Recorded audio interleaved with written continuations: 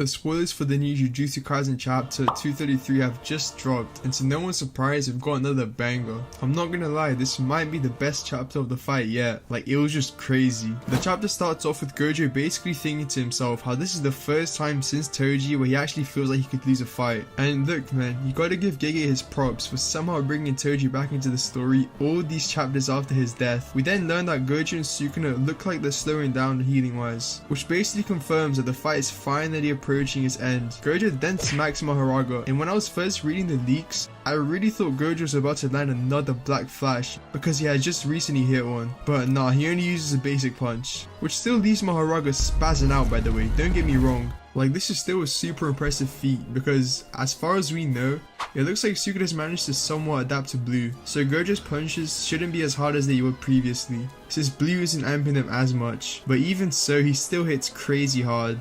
After that, Sukuna finally wakes up again, and man, thank god he wasn't out for most of the chapter. I'm sure he's still gonna get cooked, but if bro was out of commission for the entire time, it would have been way worse. We get this cursed ass panel of Mahoraga chasing Gojo, and then we see Sukuna use the abilities of his 10 shadows without actually summoning them. He does this with a technique from his elephant, which is low-key crazy.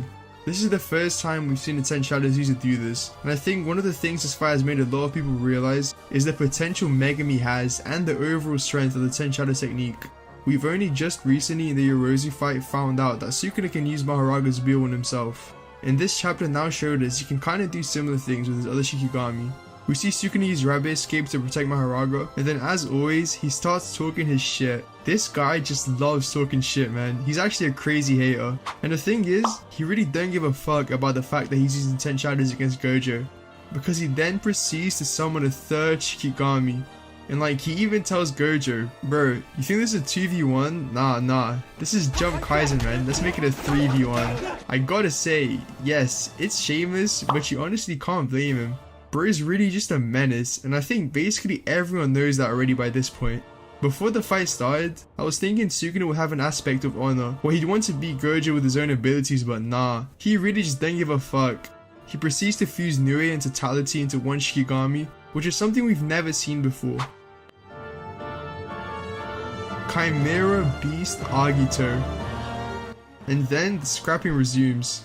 And look man, even as a Sukuna agenda pusher myself, I gotta give Gojo his props. Being able to hold your own in the 3v1 is insane, especially when one of the people included is Sukuna. The chapter ends with Gojo using red on Mahoraga, but it barely does any damage because Gojo has used red so many times that Maho's finally started to adapt. And so as he himself says, his final chance at winning is through a Hollow Purple, but the problem is, Hollow Purple's charge up time is long enough to where Sukuna would probably notice, but Gojo can't really do anything about that, and so he casts aside his doubt and gets ready. And with that, the chapter ends.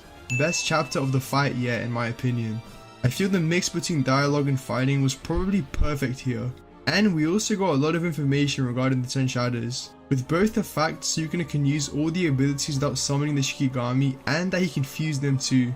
Though what I don't understand is why haven't the other sorcerers jumped into the fight yet? Like, I'm guessing they're probably far away, but they could at least start heading there right now. Even though Gojo's been confident, it's been very clear these past like 3 chapters that as of now, he's in more of a desperate situation compared to Sukuna.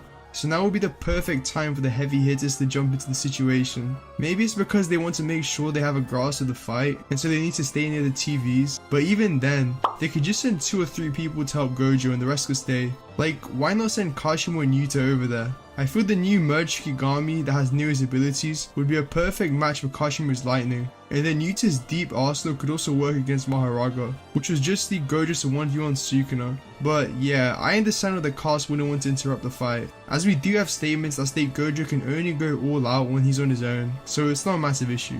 Another thing I want to touch up on is the fact that after like 10 chapters we're finally seeing Gojo and Sukuna slow down. When this fight started, I think a lot of people wondered how it would even end, because both of these guys not only have crazy cursed energy reserves, but also have extremely low consumption. But with this new chapter, it looks like they can't really RCT as much anymore.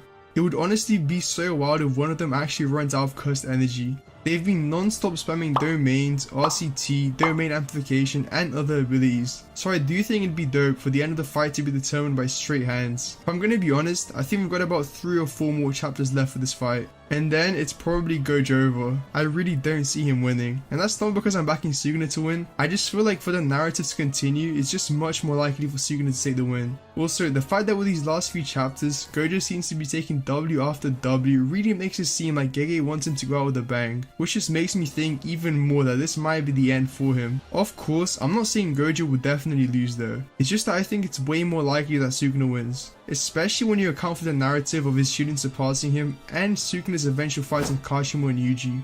There's also always the possibility that Kenjaku just jumps Gojo as well. So there is a chance Gojo beats Sukuna but then proceeds to get taken out by Kenjaku.